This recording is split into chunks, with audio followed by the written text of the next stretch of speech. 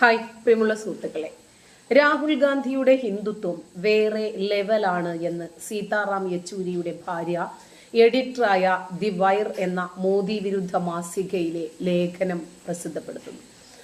പാർലമെന്റിൽ ഹിന്ദു ദൈവങ്ങളുടെ ഫോട്ടോ ഉയർത്തിക്കാണിച്ച് രാഹുൽ ഗാന്ധി നടത്തിയ പ്രസംഗം മനുഷ്യത്വം നിറഞ്ഞ ഹിന്ദുത്വത്തിന് ഉദാഹരണമാണെന്നും സീതാറാം യെച്ചൂരിയുടെ ഭാര്യ സീമ ചിസ്റ്റി എഡിറ്ററായ ദി വയർ മാസികയിലെ ലേഖനത്തിൽ പറയുന്നു. ഹൈദരാബാദിൽ എത്തിയാൽ മുസ്ലിം മോസ്കിലേക്ക് ഓടിക്കയറി ന്യൂനപക്ഷ വോട്ടുകൾ ഉറപ്പിക്കുന്ന നേതാവാണ് രാഹുൽ ഗാന്ധി. അപ്പോൾ മുസ്ലിങ്ങളുടെ രീതിയിൽ തൊപ്പി ധരിച്ച് പ്രാർത്ഥനയിൽ പങ്കെടുക്കും. കന്യാകുമാരിയിൽ എത്തിയാൽ ക്രിസ്തുവാണ് ഒരേ ഒരു യഥാർത്ഥ ദൈവം എന്ന് പറയും. ഇതായിരുന്നു ഭാരത് ജോഡോയിൽ രാഹുൽ ഗാന്ധി ചെയ്തത്.